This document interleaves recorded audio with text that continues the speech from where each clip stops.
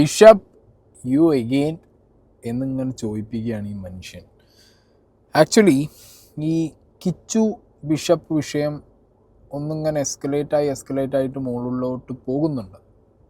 ഇത് മിക്കവാറും വള്ളി സീനാവുള്ള എല്ലാ ചാൻസും ഞാൻ കാണുന്നുണ്ട്.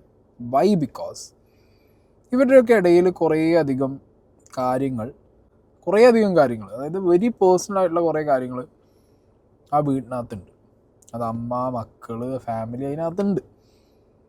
ഈ ബിഷപ്പ് ചെങ്ങായി ഇതിനിടയിൽ വന്ന് നിന്നിട്ട് ഇതെല്ലാം കൂടി കൂട്ടിക്കുഴച്ച് അവിയൽ പരുവത്തിലാക്കി നാളെ പൊതുജനം അല്ലെങ്കിൽ പബ്ലിക് ഈ പറഞ്ഞ സോഷ്യൽ മീഡിയയിലാണെങ്കിലും അല്ലെങ്കിലും എടുത്ത് വെച്ച് ഇത് പോസ്റ്റ്മോർട്ടം ചെയ്ത് അത് അങ്ങോട്ട് ആ രീതിയിലാക്കി മാറ്റിക്കാനുള്ള എല്ലാ വകുപ്പും ഇയാൾ സോഷ്യൽ മീഡിയ കിടന്ന് കാണിക്കുന്നുണ്ട്. രേണുവിൻ്റെ ഫാമിലിയോ അല്ലെങ്കിൽ ആരെങ്കിലും ഒക്കെ ഒന്ന് പറഞ്ഞ് ഇയാളോടൊന്ന് നിർത്തി പോവാൻ പറയണം സീരിയസ് ആയിട്ട്. കാരണം പറ്റുന്നില്ല, അമ്മാതിരി സാധനങ്ങളാണ് ഇയാൾ പറഞ്ഞത്. ഒരു സൈഡിൽ ഇയാൾ ആരുടെ അമ്പി, അന്യൻ, റെമോ, ഇത് ഈ മൂന്നിൽ ആരാന്ന് എനിക്ക് മനസ്സിലാവുന്നില്ല. ഒരേ വീഡിയോ തന്നെ ഇടയ്ക്ക് ഭയങ്കര അമ്പിയായിട്ടിരിക്കും, ചാടിക്കയറി പിന്നെ ഒരു അന്യനാവും. റെമോ ഇനി ഇതിനിടയിൽ കൂടി വന്നു പോയെന്നുള്ളത് അന്വേഷിക്കേണ്ടി വരും. അപ്പോൾ ആ രീതിക്കാണ് ഈ ബിഷപ്പ് മുന്നോട്ട് പോകുന്നത്. ആൻഡ് ബൈ ദ വേ ഇന്ന് ഷമീർ വന്നിട്ടുണ്ടായിരുന്നു മലപ്പുറത്ത് എന്നെ കാണാൻ. രാവിലെ തന്നെ കുറച്ച് ദിവസമായിട്ട് എന്നെ കാണണം, മലപ്പുറത്ത് വരണം എന്നൊക്കെ പറഞ്ഞ് മെസ്സേജ് അയച്ചിരുന്നു. ഇന്ന് വന്നിട്ടുണ്ടായിരുന്നു. വന്ന കൂട്ടത്തിൽ ചെങ്ങായി ഒരു ഉപദേശം തരുമോ എന്നൊക്കെ ചോദിച്ചാൽ വന്നത്. ഒരു വ്ളോഗ് എടുക്കട്ടെ എന്നൊക്കെ ചോദിച്ചിട്ട് വ്ളോഗൊക്കെ എടുത്ത് പോയിട്ടുണ്ട്. ഒരു സെക്കൻഡ് ചാൻസ് വേണം, ഇനി നല്ല രീതിയിൽ പോകുമെന്നൊക്കെ പറഞ്ഞിട്ടാണ് പോയിട്ടുള്ളത്. എനിക്കറിയാൻ പാടില്ല. രക്ഷപ്പെട്ട് പോവുകയാണെന്നുണ്ടെങ്കിൽ, ജീവിച്ച് പോവുകയാണെന്നുണ്ടെങ്കിൽ പോട്ടെ, അല്ലാതെ ഇപ്പം എന്ത് പറയാൻ. അങ്ങനെ വന്ന് അതങ്ങോട്ട് കഴിഞ്ഞു. അത് ഞാൻ പറയണത് പ്രത്യേകിച്ച് ഒരു കണ്ടൻറ്റായിട്ടുള്ള കാര്യമൊന്നുമില്ല. ഓനിപ്പോൾ വ്ളോഗൊക്കെ അപ്ലോഡ് ചെയ്യുമായിരിക്കും. കട്ട് ചെയ്ത് അറ്റവും മൂലിയും വാലും തലയും മുറിച്ചൊക്കെ ഇടാതിരുന്നാൽ മതിയായിരുന്നു ചെങ്ങായി. കംപ്ലീറ്റ് ഇട്ട് കഴിഞ്ഞാൽ ഞങ്ങൾക്ക് ചിരിക്കാൻ മാത്രം ഭാഗമുണ്ട്. കാരണം ഒരാളെ ഉപദേശിച്ച് തന്നൊക്കെ എനിക്കറിയില്ല, പക്ഷെ ഓനെ ഞാൻ പറയേണ്ട രീതിയിൽ ഞാൻ പറഞ്ഞിട്ടുണ്ട്. അതിലോ നന്നാവും. That's it. അപ്പോൾ ഇനി നമുക്ക് ബിഷപ്പിൻ്റെ കാര്യത്തിലേക്ക് പോവാം. ബിഷപ്പ് ഇന്ന് ഞാനൊരു റീൽ വീഡിയോ കണ്ടു. ഈ റീൽ വീഡിയോയിൽ പറയുന്നത് നിങ്ങൾ ആദ്യം ശ്രദ്ധിക്കണേ. കണ്ടിട്ടുള്ളൂ. സോഷ്യൽ മീഡിയയാണ് ഇഷ്യൂസ് എല്ലാം ഉണ്ടാക്കിക്കൊണ്ടിരിക്കുന്നത്. അവർക്ക് എന്തൊക്കെയോ കണ്ടന്റുകൾ ആവശ്യമായിട്ടുണ്ട്, അവരത് ചെയ്യുന്നു. എനിക്കതിന് വിരോധമില്ല. അവർ വീഡിയോ ഇട്ടുകൊണ്ടേ ഇരിക്കട്ടെ, അത് അവരുടെ ജോലിയുടെ ഭാഗം. ഞാനതിനെ എതിർക്കുന്നില്ല. കമന്റ് എഴുതുന്നവരോട് എനിക്കതേ പറയാനുള്ളൂ. നിങ്ങൾക്ക് സമയമുള്ള പോലെ കമന്റുകൾ എഴുതുക, നെഗറ്റീവും പോസിറ്റീവും എഴുതുക. അതൊക്കെ നിങ്ങൾക്ക് സ്വാതന്ത്ര്യമുണ്ട്. അഭിപ്രായങ്ങൾ പറയുവാനുള്ള സ്വാതന്ത്ര്യം നമുക്ക് ഓരോരുത്തർക്കും ഉണ്ട്. അപ്പോൾ അവരവരുടെ അഭിപ്രായങ്ങൾ പറയുക, അതിന് എനിക്കെതിരില്ല. യാതൊരു വിവാദത്തിൽ പെടുവാൻ ഞാൻ ആഗ്രഹിക്കുന്നില്ല. വിവാദങ്ങൾക്ക് തിരികൊളുത്തുവാനോ വിവാദങ്ങൾ അവസാനിക്കണമെന്നുള്ളതാണ് എനിക്ക് എല്ലാവരോടും പറയാനുള്ളത്. എനിക്ക് യാതൊരു വിവാദങ്ങളുമില്ല. സ്നേഹം മാത്രമേ ഉള്ളൂ. രാഹുൽ ദാസിനോടും യാതൊരു വിധമായ ശത്രുതയോ ദേഷ്യമോ ഇല്ല. ചേർത്ത് നിർത്തിയിട്ട് മാത്രമേ ഉള്ളൂ. സോഷ്യൽ മീഡിയയാണ് എല്ലാ പ്രശ്നവും ഉണ്ടാക്കണേ. സോഷ്യൽ മീഡിയയിലുള്ളവരാണ് എല്ലാ പ്രശ്നവും ഉണ്ടാക്കുന്നത്. കമൻറ്റ് ബോക്സിലാണ് എല്ലാ പ്രശ്നവും ഉണ്ടാകുന്നത് എന്നുള്ള തിരിച്ചറിവും ബോധവും അച്ഛന് ഉണ്ടെങ്കിൽ അച്ഛൻ ആദ്യം സോഷ്യൽ മീഡിയയിൽ വരുന്നത് നിർത്തണ്ടേ? അത് അച്ഛൻ നിർത്തുന്നില്ല. അച്ഛൻ ആര് ഫോൺ വിളിച്ചാലും വള്ളി പുള്ളി വിടാതെ എന്തൊക്കെയോ വിളിച്ച് പറയുന്നു. ഇൻ്റർവ്യൂവിന് വന്നാൽ കയറ്റി ഇരുത്തിയിട്ട് ഇൻ്റർവ്യൂ കൊടുക്കുന്നു. ഇതേപോലെ ചാനലുകളൊക്കെ കണ്ടു കഴിഞ്ഞാൽ അവരെ മുന്നിൽ കുരിശും തൂക്കി പിടിച്ച് പോയി എന്നിട്ട് യുവദാസിൻ്റെ വർത്തമാനം പറയും. ഇങ്ങനെ ചെയ്തിട്ട് എന്ത് കാര്യം? ആദ്യം അച്ഛൻ മാറി നിൽക്കുക. അച്ഛൻ സോഷ്യൽ മീഡിയയിൽ നിന്ന് മാറി നിൽക്കുക. അപ്പോൾ ആ നെഗറ്റീവ് കൊണ്ട് പോയി കിട്ടുക. അല്ലാതെ അച്ഛനോട് കാര്യമായിട്ടൊന്നും പറയാനില്ല. കാരണം അച്ഛനെ ഉപദേശിക്കാൻ ഞാൻ ആരുമല്ല. ഇപ്പം പറയട്ടില്ലേ, കിച്ചുവിനോട് ഒരു വിഷയമല്ല, ആരോടും ഒരു പ്രശ്നമല്ല, സോഷ്യൽ മീഡിയയാണ് പ്രശ്നം. ഇനി ഇന്നലെ ഒരു ഇൻ്റർവ്യൂ പുറത്ത് വന്നിട്ടുണ്ടായിരുന്നു അച്ഛൻ്റെ. ഇതിനൊന്നും താല്പര്യമില്ലാത്തൊരു വ്യക്തി, ഇതിലേക്കൊന്നും വരാൻ താല്പര്യമില്ല, അതൊന്നും ഇഷ്ടമില്ലാത്തൊരു വ്യക്തി, പക്ഷേ ഇൻ്റർവ്യൂ കൊടുക്കും. കാണാം. രേണുസുതിയുമായിട്ട് സോഷ്യൽ മീഡിയയിൽ വലിയ തർക്കങ്ങൾ കഴിഞ്ഞ 10 മാസങ്ങളായിട്ടുണ്ടായിരുന്നു. അത് തർക്കങ്ങൾ എന്ന് വെച്ചാൽ സോഷ്യൽ മീഡിയയിലാണ്. കാരണം സോഷ്യൽ മീഡിയയിൽ ഒരു വിഭാഗം ആൾക്കാർ എന്നെയും രേണുസുതിയെയും നിർത്തിക്കൊണ്ട് വലിയ ഒരു ഗെയിമായിരുന്നു. ബിഗ് ബോസ് എന്ന് പറയുന്ന ഒരു വലിയ ഗെയിമിന് വേണ്ടി പ്രിപ്പയർ ചെയ്യാനായിട്ട് അവർ രേണുസുതിയെ തയ്യാറാക്കുന്ന സമയത്ത് എന്നെ എടുത്ത് ഉപയോഗിക്കുവാനിടയായി. ഞാനും രേണുസുതിയുമായിട്ട് മുഖാമുഖം ഇന്ന് വരെ ഒരു പ്രശ്നം ഉണ്ടാക്കിയിട്ടില്ല, സംസാരം ഉണ്ടാക്കിയിട്ടില്ല, ഒരു വഴക്കോ ദേഷ്യമോ അന്നേരം വന്നിട്ടില്ല. പക്ഷെ സോഷ്യൽ മീഡിയയിൽ വളരെ സൈബർ ബുള്ളി ചെയ്യേണ്ട അനുഭവങ്ങൾ പലതും വന്ന സമയത്ത് നിരവധി മീഡിയാസ് എന്നെ ഇന്റർവ്യൂസ് ചെയ്തു. ഈ ഇന്റർവ്യൂ ചെയ്ത സമയത്ത് ചോദിച്ച ക്വസ്റ്റ്യൻസിന് ആൻസർ ഞാൻ കൊടുത്തു. അത് രേണുസുതി ചെയ്തു പോയിട്ടുള്ളതായ ഏതെങ്കിലും തരത്തിലുള്ള കാര്യങ്ങളെ പറ്റി ഇവർ ചോദിക്കുമ്പോൾ ഞാൻ ഒരു ബിഷപ്പ് എന്നുള്ള രീതിയിൽ അതിന് ഉത്തരം കൊടുക്കുമ്പോൾ എനിക്ക് ഉൾക്കൊള്ളാൻ പറ്റാതെ വന്ന കാര്യങ്ങൾ ഞാൻ വളരെ ദേഷ്യത്തോടു കൂടെ രേണുസുതിയെ വിമർശിച്ചുകൊണ്ട് ഞാൻ വീഡിയോകൾ കൊടുക്കുന്ന അനുഭവങ്ങൾ ഉണ്ടായിട്ടുണ്ട്. മീഡിയ മാനിപ്പുലേഷൻ ഉണ്ടായിട്ടുണ്ടോ എന്ന് ചോദിച്ചു കഴിഞ്ഞാൽ ഡെഫിനറ്റ്ലി മീഡിയ മാനിപ്പുലേഷൻ ഉണ്ടായിട്ടുണ്ട്, അതില്ല എന്നൊന്നും പറയാൻ പറ്റില്ല. പക്ഷെ മീഡിയ മാനിപ്പുലേഷൻ ഉണ്ട് എന്നും അല്ലെങ്കിൽ നമുക്ക് കാണാൻ പറ്റുന്ന ദൂരത്തിലോ വിളിക്കാൻ പറ്റുന്ന ഒരു ദൂരത്തിലോ ഉള്ളൊരു വ്യക്തിയാണെന്നുണ്ടെങ്കിൽ ആ വ്യക്തിയോട് മീഡിയ മാനിപ്പുലേഷനുള്ള ഗ്യാപ്പ് കൊടുക്കാതെ നേരിട്ട് കണ്ട് സംസാരിക്കുക എന്നുള്ളത് ഒരു മാന്യതയാണ്. രേണു അച്ഛനും കൂടി ഉണ്ടായ ഈ വിഷയങ്ങൾക്കിടയിൽ ഓക്കെ സിറ്റുവേഷൻ അല്ലെങ്കിൽ ആ അവസ്ഥ അതൊക്കെ മനസ്സിലാക്കുക. ഇപ്പം രേണുവിൻ്റെ ഈ ഒരു സർവൈവൽ സ്റ്റേജിൽ അച്ഛനൊപ്പം നിൽക്കുന്നു, അതൊക്കെ നല്ല കാര്യമാണ്. അച്ഛനിപ്പോൾ പറഞ്ഞൊരു കാര്യമുണ്ട്, ബിഗ് ബോസിന് വേണ്ടി ചാനലുകാർ രേണുവിനെ പ്രിപ്പയർ ചെയ്തപ്പോൾ അച്ഛൻ അതിൻ്റെ ഭാഗമാക്കി ചാനലുകാർ എന്നുള്ളത്. നമ്മൾ പോയി നിന്നാലല്ലേ നമ്മളെ എന്തിൻ്റെങ്കിലും ഭാഗമാക്കുള്ളൂ ഒരാൾ അല്ലെങ്കിൽ ഒരു കൂട്ടം ആളുകൾ, അല്ലേ? നമ്മൾ പോയി നിൽക്കണ്ടേ? നമ്മൾ പോയി നിന്നില്ല. അപ്പോൾ അച്ഛൻ ആ ടൈമിൽ ഒന്നും റെസ്പോണ്ട് ചെയ്തില്ല, അച്ഛനൊരു കാര്യത്തിലും ഇടപെട്ടില്ല, അച്ഛനെല്ലാം ലീഗലി പോയി അല്ലെങ്കിൽ അച്ഛനെല്ലാം അവരോട് നേരിട്ടുണ്ട് പറഞ്ഞു തീർക്കാനുള്ള രീതിക്ക് പോയിട്ടുണ്ടെങ്കിൽ സോഷ്യൽ മീഡിയയിൽ അച്ഛനും വരില്ലായിരുന്നു. അല്ലെങ്കിലും എനിക്ക് തോന്നുന്നൊന്നുമില്ല ബിഗ് ബോസിന് വേണ്ടിയിട്ട് രേണുവിനെ പ്രിപ്പയർ ചെയ്തത് ഇവിടുത്തെ ചാനലുകളാണോ? ഇപ്പോൾ ഇതേ ഇൻ്റർവ്യൂവിൽ അച്ഛൻ പറയുന്നത് കേട്ടു, കിച്ചുവിനെ രാഹുൽ ദാസിനെ ബിഗ് ബോസിലേക്ക് വിളിച്ചിട്ടുണ്ട്, പോട്ടെ. അപ്പോൾ രാഹുൽ ദാസിനെ ഇപ്പോൾ ഈ നടക്കുന്ന വിഷയങ്ങൾ അതിൻ്റെ ഒരു പ്രിപ്പറേഷനാണോ? അല്ല, അച്ഛൻ ഓൾറെഡി രേണുവിൻ്റെ പ്രിപ്പറേഷൻ അറിയുന്നതുകൊണ്ട് രാഹുൽ ദാസിൻ്റെ പ്രിപ്പറേഷൻ മനസ്സിലാവുമല്ലോ. അപ്പോൾ അച്ഛൻ അവിടുന്ന് മാറി നിൽക്കല്ലേ വേണ്ടേ? ബിഗ് ബോസിൻ്റെ പ്രിപ്പറേഷൻ ആണെന്നുണ്ടെങ്കിൽ അച്ഛൻ അതല്ലല്ലോ ചെയ്യുന്നത്. അച്ഛൻ എല്ലാ ചാനലിലും ഇൻ്റർവ്യൂ കൊടുക്കുന്നു, ആര് വിളിച്ചാലും ഫോൺ എടുത്തിട്ട് ഈ വിഷയങ്ങൾ സംസാരിക്കുന്നു. അച്ഛൻ ആ ഒരു മൂഡിലാണ്. അച്ഛൻ എവിടെയും ഇത് കിച്ചുവിനോടുള്ളൊരു റിവെഞ്ചായിട്ട് തോന്നുന്നില്ല.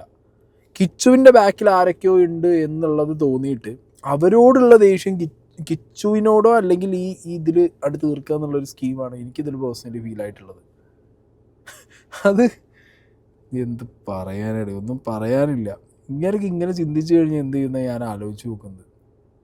ഇങ്ങനെ പോലെ ഒരു ബിഷപ്പ് സ്ഥാനത്തിരിക്കുന്ന ഒരു വ്യക്തി ഈ സോഷ്യൽ മീഡിയയിൽ വന്നിട്ട് ഇത്രയും ഊക്കും ആട്ടും മേടിച്ചു കൊണ്ട് വലിയ കാര്യം ഇങ്ങേർക്കുണ്ടാവും. പിന്നെ ഇങ്ങനെ ഈ സോഷ്യൽ മീഡിയേൻ്റെ കാര്യം പറയുന്നുണ്ട്. എൻ്റെ പൊന്നു സുഹൃത്തുക്കളെ, നിങ്ങളൊരു കാര്യം മനസ്സിലാക്കുള്ളൂ, എന്നോട് മാത്രമേ ഇയാൾ കോണ്ടാക്ട് ചെയ്യാത്തതായിട്ടുള്ളൂ. അല്ലാതെ എൻ്റെ അറിവിൽ ഇവിടുത്തെ റിയാക്ഷൻ ചാനലുകൾ, അതായത് രേണു സുധി ആ സമയത്ത് ബിഷപ്പ് കണ്ടൻറ്റ് ചെയ്തിരുന്നത്, അത് ഞാൻ പറഞ്ഞ മിനിമം ആയിട്ട് ചെയ്തുകൊണ്ടാവും എന്നെ കോണ്ടാക്ട് ചെയ്യാത്തത്. അല്ലാത്ത ഓൾമോസ്റ്റ് എല്ലാവരും ഇയാൾ കോണ്ടാക്ട് ചെയ്ത് ഇയാളെ കണക്ഷനിലുണ്ടായിരുന്നു. ഇയാളുടെ എല്ലാ ഫോട്ടോസും വീഡിയോസും അയച്ചു കൊടുക്കുക, കണ്ടൻറ്റുകൾ ചെയ്യുന്ന സമയത്ത് അതിന് അഭിപ്രായം വരെ പറഞ്ഞു കൊടുത്തിരുന്ന ഒരു മനുഷ്യനായിരുന്നു ഇത്ര ഇയാൾ. അങ്ങനെയൊക്കെ പറഞ്ഞിട്ടുണ്ട് എന്നോട്. ഇയാളൊരു ഡയറക്റ്റ് ഇൻട്രാക്ഷനുള്ള ആൾക്കാരെന്നെ എന്നോട് പറഞ്ഞിട്ടുണ്ടത്.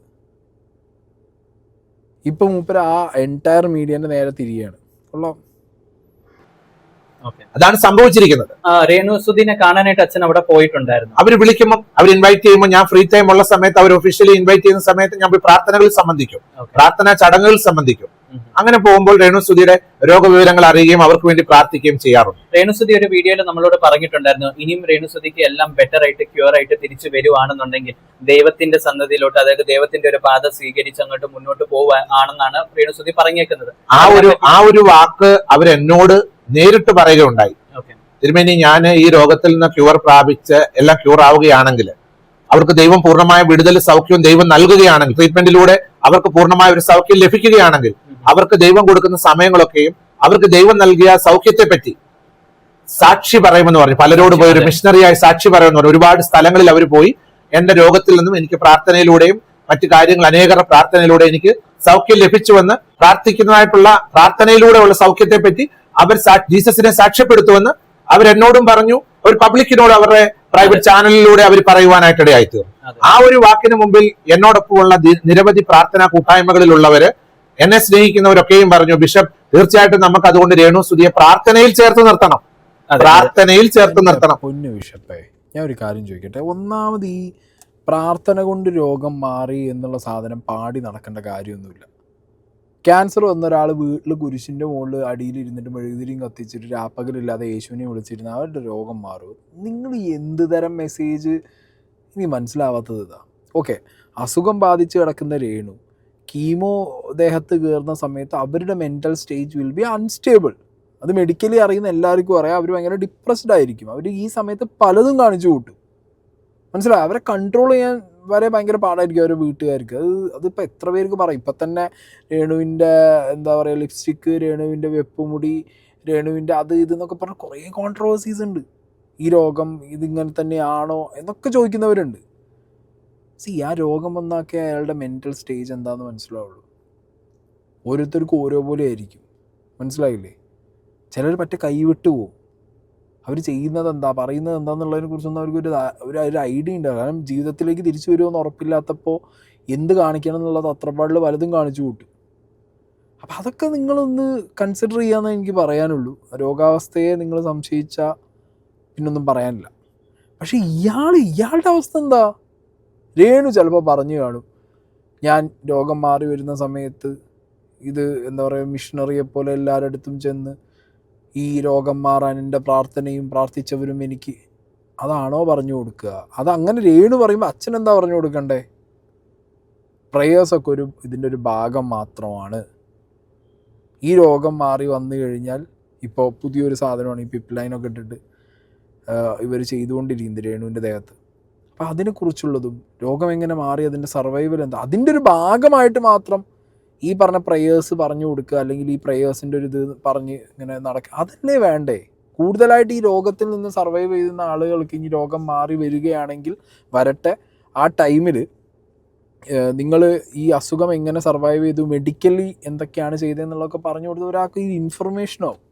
അവിടെ ഈ മൂപ്പര് ബിസിനസ് ഉണ്ടാക്കാൻ നോക്കുന്നത്, എനിക്കിപ്പോൾ ഈ സംസാരത്തിന് അതാ തോന്നി. മൂപ്പരെ ബാക്കിയുള്ള പ്രേയേഴ്സ് ചെയ്യുന്നവരൊക്കെ പറഞ്ഞു ഇത്രേ, ബാക്കിയുള്ളവരൊക്കെ പറഞ്ഞു ഇത്രേ.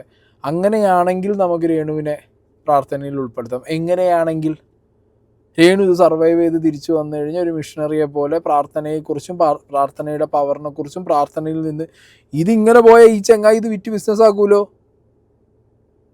ഈ ക്യാൻസർ രോഗം സർവൈവ് ചെയ്ത് വന്ന രേണു എന്ന് പറഞ്ഞിട്ട് അതിന് സഹായിച്ചത് ഈ പ്രാർത്ഥനയാണെന്ന് പറഞ്ഞിട്ട് അത് വിറ്റ് ബിസിനസ് ആക്കിയ എനിക്ക് ഈ ഉടായ്പ് ഈ സാധനങ്ങൾ എനിക്ക് ഭയങ്കരമായിട്ട് പൊളിയോടെ.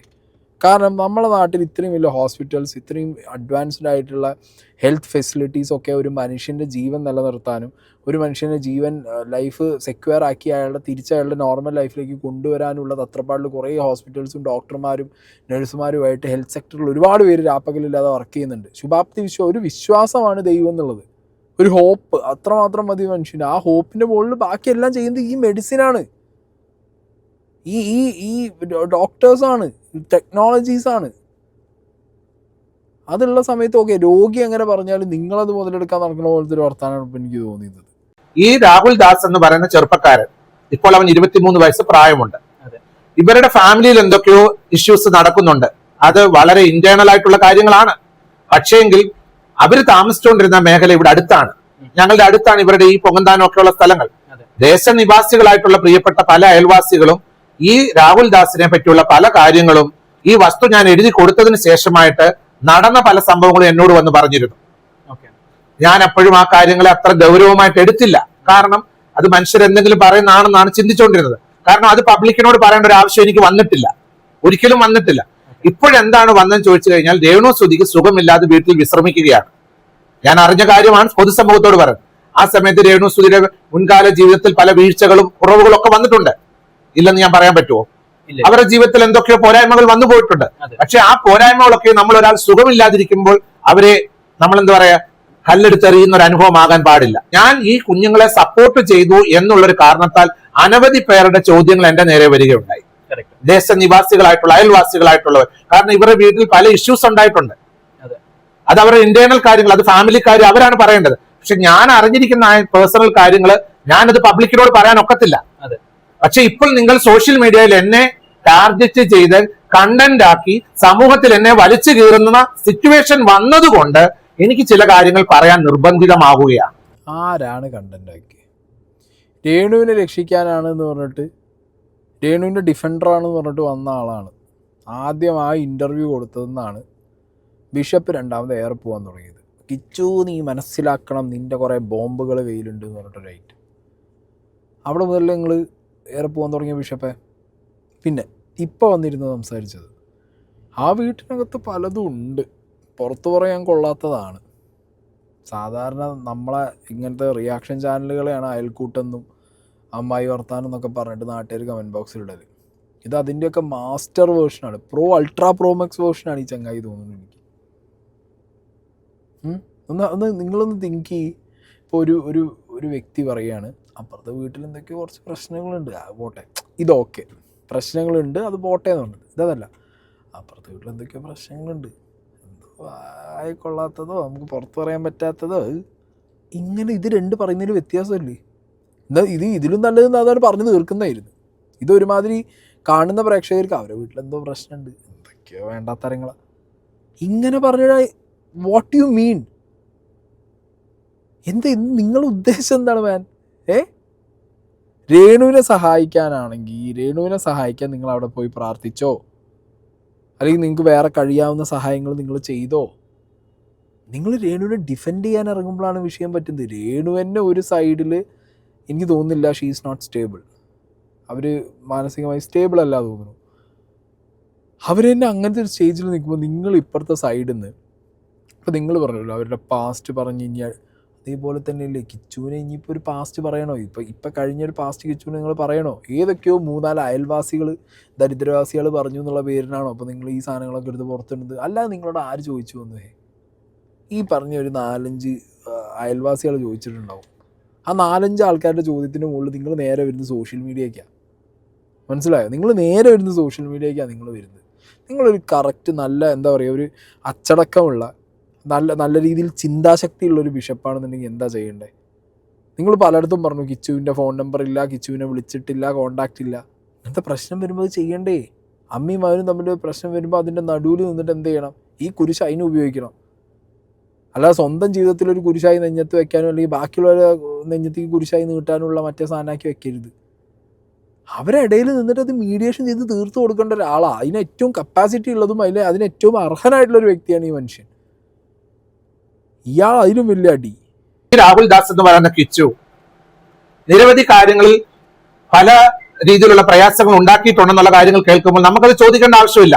നമ്മളൊരാളെ ഹെൽപ്പ് ചെയ്ത് അത് അവിടെ കൊണ്ട് കഴിഞ്ഞു പോയല്ലോ, എനിക്ക് അതിനെപ്പറ്റി ചിന്തിക്കേണ്ട ആവശ്യമില്ല. എന്നാൽ ഞാൻ ഈ കഴിഞ്ഞ 2024 ക്രിസ്തുമസിന് ഈ രാഹുൽ ദാസും ഇദ്ദേഹത്തിന്റെ 3 സുഹൃത്തുക്കളും എന്റെ വീടിനോട് ചേർന്നുള്ള വീടാണല്ലോ അവർക്ക് കൊടുത്തിരിക്കുന്ന വസ്തു. അവിടെ ഇവർ വരികയും ക്രിസ്തുമസ് സമയത്ത് ഇവര് സെലിബ്രേഷൻസിൽ പോകുന്ന സമയത്ത് ഇവരെ പോലീസ് പിടിക്കുവാനിടയായി. രാത്രിയിൽ മാന്താനം എന്ന് പറഞ്ഞ സ്ഥലത്ത് വെച്ചാണ് പോലീസ് പിടിച്ചിരിക്കുന്നത്. പോലീസ് പിടിച്ച് ഇവരുടെ ബൈക്ക് കൊണ്ടുപോയി. തൃക്കൊടുത്താനം പോലീസ് ഇവരുടെ ബൈക്ക് പിടിച്ചുകൊണ്ടുപോയി. കൊണ്ടുപോയ ശേഷം രാത്രിയിൽ ഈ പയ്യൻ അവിടെ നിന്ന് നടന്ന് ഇവരുടെ വീട്ടിലേക്ക് വരികയുണ്ടായി. വന്നു കഴിഞ്ഞപ്പോൾ പോലീസ് ഇവരുടെ വീട്ടിൽ ബന്ധപ്പെട്ടതിന്റെ കൂടെ എന്നെ പോലീസ് ബന്ധപ്പെടുവാനിടയായിട്ടുണ്ട്. പല കാര്യങ്ങൾ ഈ പയ്യനെ പറ്റി എന്നോട് ചോദിച്ചു. ഞാൻ പറഞ്ഞു എനിക്ക് ഇതിനെ പറ്റി ഒന്നും അറിയത്തില്ല. അപ്പോഴ് ഈ ബൈക്ക് പിടിച്ചുകൊണ്ടുവന്ന് പോലീസ് സ്റ്റേഷനിൽ വെച്ചു. ഈ പയ്യനെ കൊണ്ടല്ലേ എഴുതി വെപ്പിച്ചു കാര്യങ്ങൾ, ഇനി ഇങ്ങനെ കാര്യങ്ങൾ ഉണ്ടാകത്തില്ല. പക്ഷേ ഞാൻ പറയുന്നത് ഇന്ന് ഈ ദിവസം വരെ രാഹുൽ ദാസ് പോയിട്ട് ഈ ബൈക്ക് തിരിച്ചെടുത്തിട്ടില്ല. എന്താ കാരണം? ആ ബൈക്ക് എടുത്തോണ്ട് പോകാൻ പോലീസിന്റെ അടുത്ത് പോയി അത് എടുത്തോണ്ട് പോകേണ്ട ഉത്തരവാദിത്തം അവനുള്ളതാണ്. അവനത് എടുക്കുവാനായിട്ട് അവിടെ മടങ്ങി ചെല്ലുന്നില്ല. എന്താണെന്നുള്ള കാര്യം തൃക്കൊടുത്താനം പോലീസുമായിട്ട് ബന്ധപ്പെടട്ടെ. എന്തായാലും കോണ്ടന്റ് ക്രിയേറ്റേഴ്സ് ആണല്ലോ എനിക്ക് എഗനസ്റ്റ് ആയിട്ട് പറയുന്നത്. തൃക്കൊടുത്താനം പോലീസ് സ്റ്റേഷനുമായിട്ട് രാഹുൽ ദാസ് ഓടിച്ച വാഹനം എന്തുകൊണ്ട് പോലീസ് വിട്ടുകൊടുക്കുന്നില്ല എന്നുള്ള കാര്യം ഈ കോണ്ടന്റ് ക്രിയേറ്റേഴ്സ് ആയിട്ടുള്ള എന്നെ എതിരായിട്ട് റിയാക്ട് ചെയ്തുകൊണ്ടിരിക്കുന്നവര് ഞാൻ പറഞ്ഞു പല കാര്യങ്ങൾ എനിക്ക് അറിയാമെന്ന് പറഞ്ഞു. ഞാൻ ഒരെണ്ണമേ ഇപ്പൊ പറയുന്നുള്ളൂ, ഒറ്റ കാര്യമേ ഇപ്പൊ പറഞ്ഞുള്ളൂ. ഈ 3 സുഹൃത്തുക്കളെ പോലീസ് പിടിച്ചു നിർത്തുന്നു, ഇവരവിടെ ചെല്ലുന്നു, ഇവര് പോലീസിന്റെ മുമ്പിൽ എഴുതി വെക്കുന്നു, കോടതികളിൽ അവർക്ക് വേണ്ട പേയ്മെന്റുകളൊക്കെ കോടതിയിൽ ഫൈൻ കെട്ടിവെക്കുന്നു, ഈ വാഹനം അവിടെ ഇരിക്കുന്നു. ഇതുവരെ ഈ ബൈക്ക് അവർ എടുത്തോണ്ട് പോകാൻ ഇപ്പോൾ 2 വർഷമായി. ഇന്ന് വരെ ആ ബൈക്ക് എടുത്തോണ്ട് പോകാൻ രാഹുൽ ദാസ് അതിനുവേണ്ടി മുൻകൈ എടുക്കുന്നില്ല. എന്തുകൊണ്ട്? ഇപ്പൊ നിങ്ങൾ കണ്ടത് അന്യൻ ബിഷപ്പ് ആ ബോഡി ലാംഗ്വേജ് ശ്രദ്ധിച്ചോ? വിറയ്ക്കാണ്, തെറിക്കാണ്. മനസ്സിലായ? ഒരുമാതിരി വൈരാഗ്യ ബുദ്ധിയിൽ ഓപ്പോസിറ്റ് നിന്നുള്ള ആളെ അടിച്ചിടണം എന്നുള്ള രീതിക്ക് ഇത്രയും നേരം പറഞ്ഞാൽ എന്താ, എനിക്ക് കിച്ചുവിൻ്റെ ഒരു പാസ്റ്റ് പറയണ്ട, എനിക്ക് കിച്ചുവിനെ കുറിച്ച് ഒന്നും അറിയണ്ട, ഞാൻ അങ്ങനെ ചെയ്താൽ ഞാൻ ഇങ്ങനെ ആന പൂടാ മാന എന്നൊക്കെ പറഞ്ഞിട്ട് ഇപ്പം ലാസ്റ്റ് പറയും ഞാൻ ഒരു കേസല്ലേ പറഞ്ഞുള്ളൂ. മതിയല്ലോ. തൃക്കൊടിത്താനം സ്റ്റേഷനിൽ ബൈക്ക് പിടിച്ചിട്ടത് എന്തുകൊണ്ട് വാങ്ങാൻ പോകുന്നില്ല, തിരിച്ചെടുക്കാൻ പോകുന്നില്ല? എങ്ങനെയാണ് പോലീസോ എക്സൈസോ ഒരു വണ്ടി പിടിച്ചെടുത്ത് തിരിച്ചു കൊടുക്കേണ്ടാത്ത അവസ്ഥയ്ക്ക് എത്തുന്നത്? ഒന്നില്ലെങ്കിൽ ആ വണ്ടി ഇടിച്ച് ആരെങ്കിലും മരിക്കും, പിന്നെ ആ കേസ് തീരുന്നവരെ ആ വണ്ടി കിട്ടില്ല. അല്ലെങ്കിൽ ആ വണ്ടിക്കകത്ത് വല്ല ലഹരി മരുന്നും പിടിച്ചിട്ടുണ്ടാവും, ലഹരി വസ്തുക്കൾ, എന്നാലും ആ സാധനം വണ്ടി കിട്ടില്ല. അങ്ങനെയൊക്കെ കുറേ സാധനങ്ങളുണ്ട്. അങ്ങനെയാണ് വണ്ടി കിട്ടാത്ത സിറ്റുവേഷൻ വരുന്നത്, അല്ലെങ്കിൽ വണ്ടി എടുക്കാൻ ആൾക്കാർ പോകാത്ത സിറ്റുവേഷൻ വരുന്നത്. ഇത് ആൾക്കാർക്ക് ഗസ് അടിക്കാൻ വേണ്ടി ഇട്ട് കൊടുത്തിട്ട് നിങ്ങൾ കോണ്ടന്റ് ക്രിയേറ്റേഴ്സ് അല്ലേ, ഒന്ന് പോയി തപ്പിക്കൂടെ? പിന്നെ നിങ്ങൾ കൊട്ടേഷൻ കൊടുക്കുമ്പോൾ പോകാതിരിക്കുന്നതാണല്ലോ കോണ്ടന്റ് ക്രിയേറ്റേഴ്സ് ഇവിടെ. എൻ്റെ പൊന്നു ബിഷപ്പേ, നിങ്ങളോട് ആകെ ഒരു കാര്യമേ പറയാനുള്ളൂ. നിങ്ങൾക്ക് രേണുവിനെ ഹെൽപ്പ് ചെയ്യുക എന്നുള്ളതാണ് നിങ്ങളുടെ ജെനുവിനായിട്ടുള്ള നിങ്ങളുടെ ആഗ്രഹം, അല്ലെങ്കിൽ നിങ്ങൾ മനസ്സിൽ വിചാരിച്ചിട്ട് നിങ്ങളവിടെ പോയി പ്രാർത്ഥിച്ച് തിരിച്ച് വന്ന് അല്ലെങ്കിൽ സംസാരിക്കണേ എന്നുണ്ടെന്നുണ്ടെങ്കിൽ നിങ്ങൾ ആ കിച്ചുവിനെയും രേണുവിനെയും തമ്മിൽ ഒന്നിപ്പിക്കാനുള്ള പരിപാടി നോക്ക്. അടിച്ച് വിരിപ്പിക്കാനുള്ള പണിയല്ല നോക്കേണ്ടത്.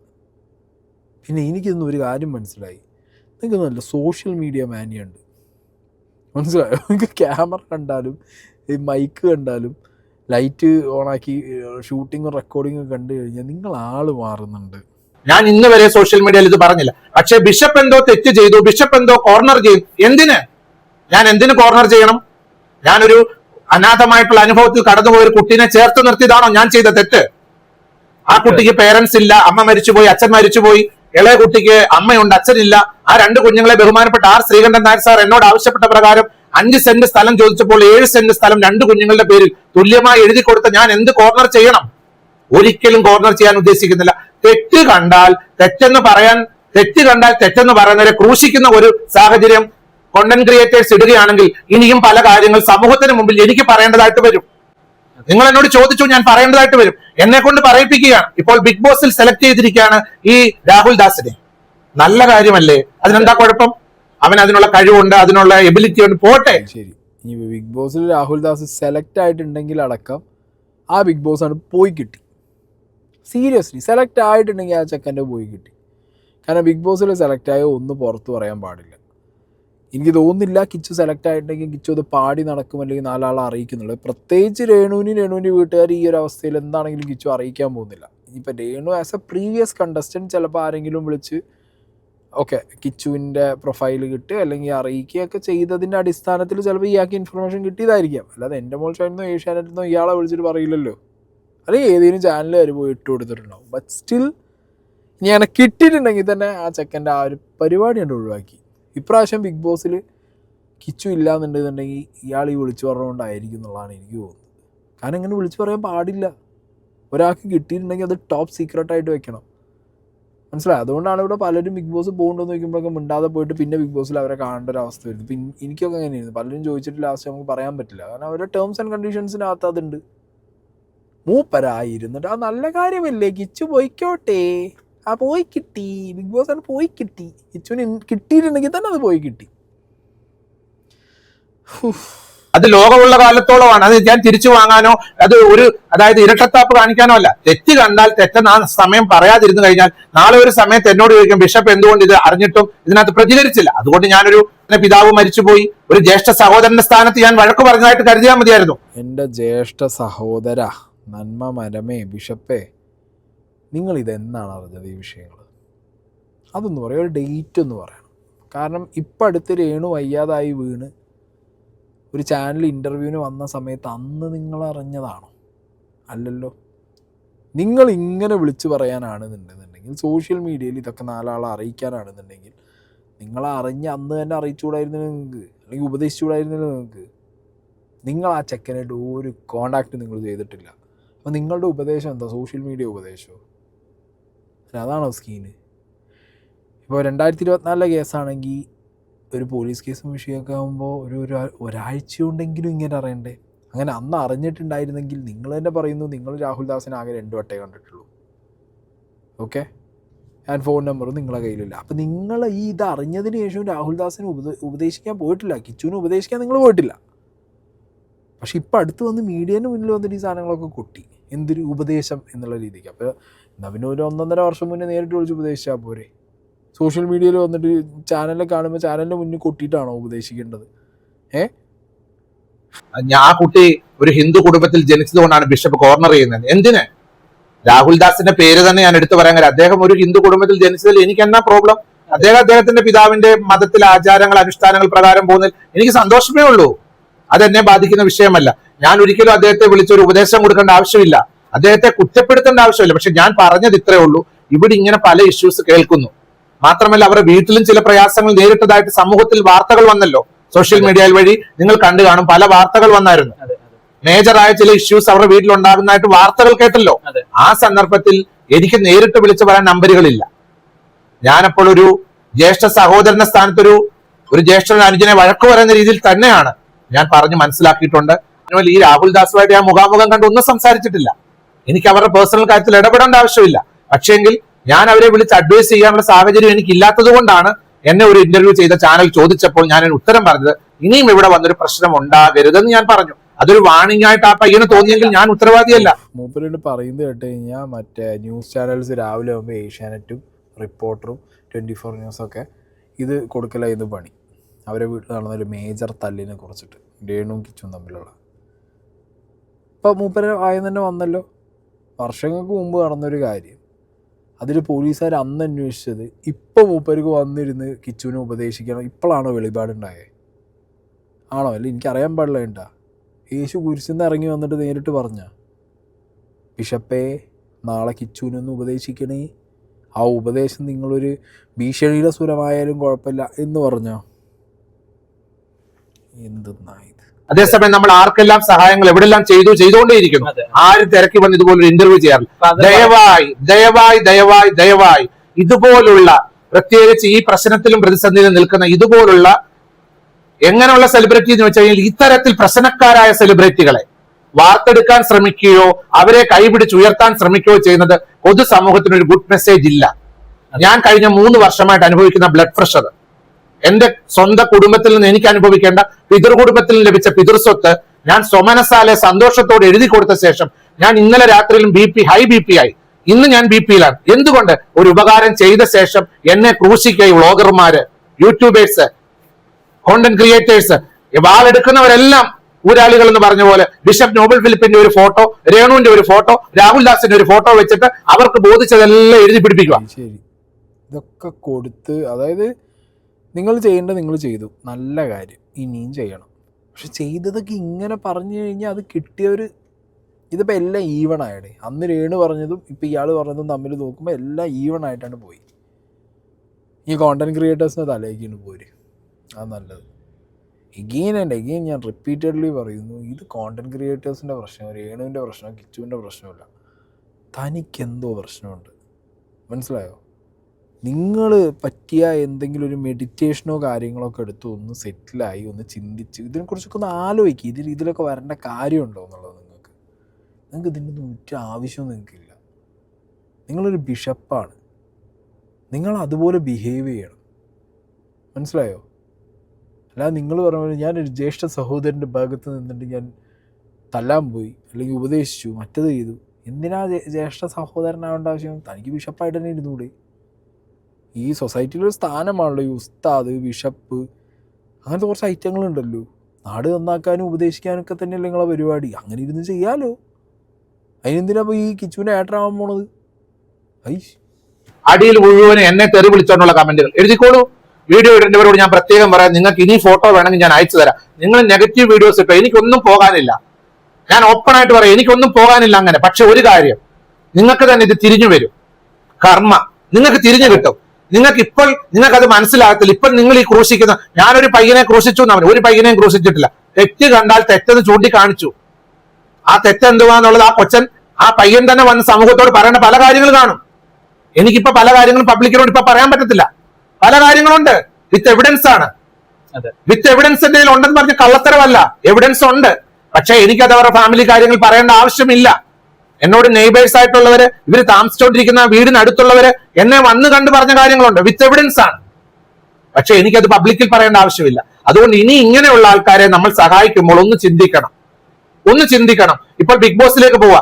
ബിഷപ്പ് അങ്ങനെ പറഞ്ഞു, രാഹുലിന്റെ പക്ഷം നിൽക്കുന്നവർ വോട്ട് ചെയ്യട്ടെ. ചെയ്തോ, എനിക്ക് വോട്ടും വേണ്ട, ഞാൻ ബിഗ് ബോസിലും പോകുന്നില്ല. ഞാൻ അതിനല്ല പറയുന്നത്. അദ്ദേഹം ബിഗ് ബോസിൽ പോകുന്നെങ്കിൽ സന്തോഷം. രേണുസുതി ബിഗ് ബോസിൽ പോയി, അവർ തിരിച്ചു വന്നു. ഇദ്ദേഹം ബിഗ് ബോസിൽ പോയി. ഇനി അടുത്ത വർഷം വേറൊരാളായിരിക്കും. അന്നേരം ഇവർ ആരെ എങ്ങനെ എന്റെ പേര് എടുത്തു വെക്കും?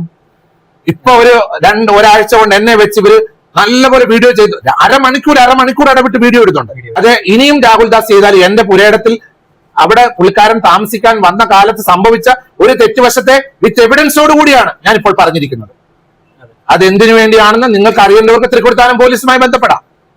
അതാണ് എനിക്ക് ഇതിനെപ്പറ്റി പറയാനുള്ളത്. അല്ലാതെ അവരെ നെഗറ്റീവ് ആക്കണമെങ്കിൽ ഒരു സ്ഥലത്തുള്ള പലരെ കൊണ്ട് വീഡിയോ ചെയ്യിപ്പിക്കാനുണ്ട്. പലരും വന്ന് പറയാൻ തയ്യാറായിട്ട് നിൽക്കുന്നുണ്ട്. നമുക്കതല്ല ഇവിടെ ആവശ്യം. അദ്ദേഹം സന്തോഷമായി ജീവിക്കട്ടെ. എല്ലാവരും പറയാം ഒരു ആരുമില്ലാത്ത കുട്ടിയെ ഞാൻ കോർണർ ചെയ്യുക. നെവർ. ആരുമില്ലാത്ത കുട്ടി ആയതുകൊണ്ടാണ് ഞാൻ ചേർത്ത് നിർത്തുന്നത്. വഴക്ക് പറയാനുള്ള സ്വാതന്ത്ര്യം ഒരു ജ്യേഷ്ഠ സഹോദരന്റെ സ്ഥാനത്ത് ഞാൻ വഴക്ക് പറഞ്ഞിട്ടുണ്ട്. അത് അദ്ദേഹം സോഷ്യൽ മീഡിയയിൽ വന്ന് അദ്ദേഹം പറഞ്ഞ കാര്യം സമൂഹത്തിലുണ്ടായ വലിയൊരു മുറിവ്. ഇപ്പോൾ ക്യാൻസറായി ട്രീറ്റ്മെന്റ് ഇരിക്കുന്ന അദ്ദേഹത്തിന്റെ അമ്മയെ സമൂഹത്തിലേക്ക് വലിച്ചെറിയുവാൻ കല്ലുകൾ പോലെ പെറുക്കി കൊടുത്തു. എറിയാൻ പെറുക്കി കൊടുത്തു. താനിപ്പോൾ തന്നെയല്ലേ ചെയ്തുകൊണ്ടിരിക്കുന്നത്. പിന്നെ വളർത്താൻ പാടില്ല ഇങ്ങനത്തെ എന്താ പറയുക സെലിബ്രിറ്റീസിനെ എന്നൊക്കെ പറയുന്നുണ്ട്. തന്നെ വളർത്തുന്നത് ഇപ്പോൾ ഇതേപോലെ ഞാനൊക്കെ ഇരുന്ന് വീഡിയോ ഇട്ടിട്ടാണ്. അതിൻ്റെ ഒന്നും ആവശ്യമില്ല. ബട്ട് സ്റ്റിൽ എന്തെന്നായി കാണിക്കണമെന്നുള്ളതൊന്നും പൊതുജനം മനസ്സിലാക്കണ്ടേ? അല്ലാതെ എന്ത് പറയാനാടേ? ഇപ്പോഴും ഭീഷണിയാണ് പെടുത്തിക്കൊണ്ട് ഭീഷണിപ്പെടുത്തുക എന്ന പരിപാടി. ജ്യേഷ്ഠ സഹോദരനെ പോലെ ഉപദേശിക്കാത്ത ഭീഷണിപ്പെടുത്തിയിട്ട് ഞാൻ പറഞ്ഞു ഇതിൻ്റെ ഒക്കെ താൻ മിണ്ടാതിരുന്ന ആ രേണു കുറച്ചെങ്കിലും ഒന്ന് സമാധാനമായിട്ടിരിക്കും. ഇല്ലെങ്കിൽ രാവിലെ എണീച്ചത് മുതൽ രേണു ബിഷപ്പ് ആ ലൂപ്പ് വീണ്ടും ഇങ്ങനെ ഓപ്പൺ ആയിട്ട് വരും. ഓക്കെ, രേണു ആ രോഗാവസ്ഥയിൽ കാണിച്ചു കൂട്ടുന്നതെങ്കിൽ തനിക്ക് എന്ത് രോഗം ഉണ്ടായിട്ടാന്ന് എനിക്ക് മനസ്സിലാവുന്നില്ല. തനിക്ക് എന്താണ് തൻ്റെ പ്രശ്നം? മറ്റേ ഈ സിനിമയിലൊരു ഡയലോഗ് ഉണ്ടല്ലോ, ഇത് സിനിമാ ഡയലോഗാണ്. ഇനി ആ നാളെ ബിഷപ്പിനെ ഇത് വിളിച്ചു എന്ന് പറയരുത്. ഇത് എവിടുന്ന് വന്നട ഈ മരക്കൂതെന്ന് ചോദിക്കില്ലേ നമ്മൾ? അതുപോലെ ഉണ്ട്. ഇത് എവിടുന്ന് വന്നട ഇയാളിപ്പോൾ പൊട്ടി മുളച്ചാ മാനത്തുനിന്ന്. പെട്ടെന്നൊരു ഇൻ്റർവ്യൂ ഇതാ അടക്കണം. ഇപ്പോൾ ചറവറ ഇൻ്റർവ്യൂ, വോയിസ് ലീക്ക്. ഇപ്പോൾ ഒരു ചേച്ചി എങ്ങാണ്ട് ഇയാളെ വിളിച്ചൊരു വോയിസ് കറങ്ങി തിരിഞ്ഞ് നടക്കുന്നുണ്ട്. ഞാൻ അതിൻ്റെ ഒരു പോർഷൻ പ്ലേ ചെയ്തിട്ട് എന്ത് വൃത്തികേടാണ് ഇതൊക്കെ. ചോദിച്ചോളൂ. അച്ചോ എന്തിനാ അച്ചോ? പാവല്ലേ കൊച്ച്, അങ്ങനെ പറയാൻ പാടുണ്ടോ? ആര് പാവല്ലേ? കിച്ചുവിന്റെ കാര്യമാണ് പറയുന്നത്. ഞാൻ രാഹുൽ ദാസിനെ പറ്റി മോശമായിട്ട് ഒരു കാര്യവും പറഞ്ഞിട്ടില്ല. പറയാൻ തുടങ്ങി കഴിഞ്ഞാൽ നിൽക്കാനൊക്കാത്ത പോലെ പറയേണ്ടി വരും. പക്ഷെ എനിക്ക് പറയേണ്ട ആവശ്യമില്ല. പറയിപ്പിക്കുകയാണ് സോഷ്യൽ മീഡിയയിൽ എന്നെ കൊണ്ട്. അച്ചോ ഇനി ആ കൊച്ചായി 11 വയസ്സ് തൊട്ട് 20 വയസ്സ്, ഓക്കെ, ആ ഒരു കാലഘട്ടത്തിൽ ചെയ്ത തെറ്റ് നമ്മള് തിരുത്തി കൊടുക്കേണ്ട ഒരാളല്ലേ? ഇപ്പൊ ഞാൻ ചോദിച്ചത് ആ കുട്ടി ചെയ്ത തെറ്റ് എന്താണെന്നുള്ളത്. എനിക്ക് ഒരാളുടെ തെറ്റിനെ പറ്റിയല്ല ഞാൻ അവിടെ പറയാനിടയായത്. ഇവിടെ വന്ന് ഇപ്പൊ ഈ പോലീസ് സ്റ്റേഷനിൽ നിന്ന് വന്ന എൻക്വയറികൾക്ക് എനിക്ക് ഉത്തരം കൊടുക്കേണ്ടതായിട്ട് വന്നിട്ടുണ്ട്. ഞാൻ സ്റ്റേറ്റ്മെന്റ് കൊടുക്കേണ്ടതായിട്ട് വന്നിട്ടുണ്ട്. അപ്പൊ അതെന്തുവാണ് സിസ്റ്ററോട് എനിക്ക് ഫോണിൽ കൂടെ പറയാൻ ബുദ്ധിമുട്ടുണ്ടെന്ന് വിചാരിച്ചോ? പോലീസ് എന്നോട് കോൺഫിഡൻഷ്യൽ ആയിട്ട് വെച്ചേക്കുന്ന കാര്യങ്ങൾ എനിക്ക് പുറത്ത് പറയാനൊക്കാത്ത ചില കാര്യങ്ങളുണ്ട് സിസ്റ്റർ. ഇപ്പൊ അവന്റേതായ തൊഴിൽ നോക്കി ഞാൻ പറഞ്ഞ എത്രയോ മക്കൾ അമ്മയെ കൊല്ലുന്നു, അല്ലെങ്കിൽ ഓരോ കഞ്ചാവ് പിടിക്കുന്നു. ഇപ്പോഴത്തെ കാലഘട്ടങ്ങളിൽ എന്തെല്ലാം ചെയ്ത് എന്തൊക്കെ പീഡന കേസുകൾ വിടുന്നു, എന്തൊക്കെ ചെയ്യുന്നു. എന്നിട്ട് അവര് ഒരു പയ്യൻ ആരെ പീഡിപ്പിച്ചത് ഞാൻ എവിടെയും പറഞ്ഞിട്ടില്ല. കഞ്ചാവ് മോഷ്ടിച്ചെന്നോ കഞ്ചാവ് കൊണ്ടുപോയെന്നൊന്നും ഞാൻ എവിടെയും പറഞ്ഞിട്ടില്ല. എന്തുവാ ഇപ്പൊ ലാസ്റ്റ് അച്ഛൻ പറഞ്ഞു വരുന്നത്? എന്തോ രേണുവിനെ കയറി പിടിച്ചു എന്നാണോ പറയാൻ? ഞാൻ പറഞ്ഞിട്ടില്ല. ഞാൻ പറയാത്ത കാര്യം എഴുതാപ്പുറം വായിക്കണ്ട. എഴുതാപ്പുറം വായിക്കുകയോ വേണ്ട. അച്ഛോ ഞാൻ പറയട്ടെ, ഇപ്പൊ ആ പെണ്ണുമ്പളെ ചെയ്തോണ്ടിരിക്കുന്ന കാര്യത്തില് അവരുടെ മോൻ കയറി പിടിച്ചില്ലെങ്കിലേ ഇനി ഒരു അത്ഭുതം ഉള്ളൂ. എനിക്കറിയത്തില്ല സിസ്റ്റർ. ഞാൻ കാണാത്ത കാര്യം എങ്ങനെ ഞാൻ പറയും? പിന്നെ എന്താണ് അവൻ ചെയ്തത്? അവൻ എന്താണ് ഇത്രയും വലിയ തെറ്റ് ചെയ്തതെന്ന് അറിയുന്നില്ല. വീട്ടിൽ രേണുസുധിയുടെ വീട്ടിലോട്ട് ഫോൺ വിളിച്ച് ചോദിച്ചേ. ഞാൻ അറിഞ്ഞ കാര്യങ്ങൾ പബ്ലിക്കിന്റെ മുമ്പിൽ എനിക്ക് പറയാൻ അച്ഛനെ പോലെ ഒരാള് വന്നിട്ട് കേട്ടല്ലോ. ഇപ്പൊ കുറെ അമ്മ മനസ്സുകൾ, അമ്മ തൊട്ടിലുകളൊക്കെ ഇറങ്ങിയിട്ടുണ്ട് കിച്ചുവിന് വേണ്ടിയിട്ട്. നാളെ ഇതേ അമ്മ മനസ്സും അമ്മ തൊട്ടിലൊക്കെ ഈ ചക്കനെ എതിരെ തിരിയുമെന്നുള്ളതും അറിയില്ല. കാരണം പേടിയാണ് ഇതിൽ ഈ സോഷ്യൽ മീഡിയയിൽ നിന്നപ്പോൾ ഞാൻ പഠിച്ചൊരു പാടാ. ഇന്ന് അമ്മയും പെങ്ങളും പോകുമ്പോൾ നാളെ എന്താവും? മറുതിയും പൂതനൊക്കെ ആവും തിരിച്ച്. ഇന്ന് ഏട്ടനും അനിയനും അച്ഛനൊക്കെ ആവും നാളെ നീച്ചിട്ട് തിരിച്ച് നായിൻ്റെ മോനെ പറഞ്ഞ് തിരിച്ച് തെറി വിളിക്കും ഇങ്ങോട്ട്. അതുകൊണ്ട് വേണ്ട മക്കളെ. പക്ഷെ ഞാൻ ആലോചിച്ച് നോക്കുന്നത് വാട്ട് ഈസ് ഹാപ്പനിങ് ഗൈസ്? ഈ ബിഷപ്പിനെ വിളിച്ച് ഈ ലേഡി ഇവർ എന്തിലേക്കാണ് ഈ സാധനങ്ങൾ കൊണ്ടുപോകണമെന്ന് എനിക്കറിയില്ല. ബിഷപ്പ് അതിലും വലുത്. വിളിച്ചത് ആരാ എന്താ? ഒരു ഫോൺ കോൾ വരുന്നു, കിച്ചുവിനെ കുറിച്ച് സംസാരിക്കാനുള്ള. എനിക്ക് സംസാരിക്കാൻ താല്പര്യമില്ല, നിങ്ങൾ ആരാ എന്താ എനിക്കറിയില്ല, നിങ്ങൾ ഫോൺ വെച്ച് പോയിക്കോ, ദാറ്റ്സ് ഇറ്റ്, കഴിഞ്ഞു. അത് അതിന് വരെ അവർ ചോദിക്കുന്നു, ഇയാൾ ഉത്തരം പറയുന്നു. ഇയാളെ നീടെന്താ? ഞാൻ എഗെയിൻ പറയുന്നു, ഇയാൾക്ക് രേണുവിനെ സഹായിക്കാനാണ് ജെനുവിനായിട്ട് താല്പര്യം എന്നുണ്ടെങ്കിൽ അതവിടെ പോവുക, പ്രാർത്ഥിക്കുക, ഇനി എന്തെങ്കിലും ചെയ്തു കൊടുക്കാനുള്ളത് ചെയ്തു കൊടുക്കുക, തിരിച്ചു പോരുക. രേണുവായിട്ട് കാണിക്കുന്നതോ രേണുവായിട്ട് പറയുന്നതോ അവരുടെ രോഗാവസ്ഥ റെസ്പെക്റ്റ് ചെയ്തിട്ടും അവരുടെ മെൻ്റൽ സ്റ്റേജ് എന്താണെന്നുള്ളത് നോക്കിയിട്ടൊക്കെ എല്ലാവരും അത് ആ രീതിയിൽ ഹാൻഡിൽ ചെയ്യുക. അത്രേ എനിക്ക് പറയാനുള്ളൂ. ഞാൻ ആ ഭാഗത്തേക്ക് വരാനില്ല. പക്ഷെ ഇയാൾ ഈ പറഞ്ഞ കിച്ചുവിനിട്ട് അടിക്കുന്ന കിച്ചു എന്നെ ഓൾറെഡി വന്ന് ലൈഫ് സ്റ്റോറിയിൽ സമ്മതിച്ചതാണ് അവൻ്റെ ഭാഗത്ത് നിന്ന് തെറ്റ് പറ്റി, കുറേ തെറ്റ് സംഭവിച്ചിട്ടുണ്ട്. അപ്പം പിന്നെ എന്തിനടേ പിന്നെയും ഞാൻ പറഞ്ഞല്ലോ, ഇതൊക്കെ ലെവല് വിട്ടുപോകും. മനസ്സിലായോ? നേരത്തെ ഈ ബിഷപ്പന്നെ പറഞ്ഞൊരു സാധനമുണ്ട്. ഏത്? ഇയാളായിട്ട് പറഞ്ഞത് ഇയാളായിട്ട് തന്നെ ചിലപ്പോൾ കംപ്ലീറ്റും ചെയ്യും. അത് ആ വീട്ടിനകത്ത് സാരമായ എന്തോ പ്രശ്നമുണ്ട്, പക്ഷെ പുറത്തറിയാൻ പറ്റാത്ത ഈ സാധനം ചിലപ്പോൾ ഇയാൾ കംപ്ലീറ്റ് ചെയ്യും. ഇത് കംപ്ലീറ്റ് ആയാണ്ടല്ലോ അത് വേറെ രീതിക്കുള്ളതായിരിക്കും. മനസ്സിലായോ? പിന്നെ ഏതൊക്കെ ആരൊക്കെ ജീവൻ പോകുന്നോ എന്തൊക്കെ സംഭവിക്കുന്നൊന്നും പറയാൻ പറ്റാത്ത അവസ്ഥയായിരിക്കും ഇയാളെ കൊണ്ട്. എൻ്റെ പൊന്നു ബിഷപ്പെ, കയ്യിലെ കുരിശ് പിടിച്ചിട്ട് അവിടെ എവിടെയെങ്കിലും ഇരി. മനസ്സിലായോ? ഞാൻ പറയുന്നില്ല, യേശു വന്ന് ചിലപ്പോൾ പറഞ്ഞാളെ നിർത്തുന്നുള്ളത്. അങ്ങേർക്ക് വരെ കണ്ടിട്ട് ചിലപ്പോൾ ഭ്രാന്ത് പിടിച്ചിട്ടുണ്ടാവും. ചുമ്മാ ഇമാതിരി പരിപാടിക്ക് ഞാൻ നേരത്തെ പറഞ്ഞ പോലെ സോഷ്യൽ മീഡിയ ഫോബിയ വന്നത്.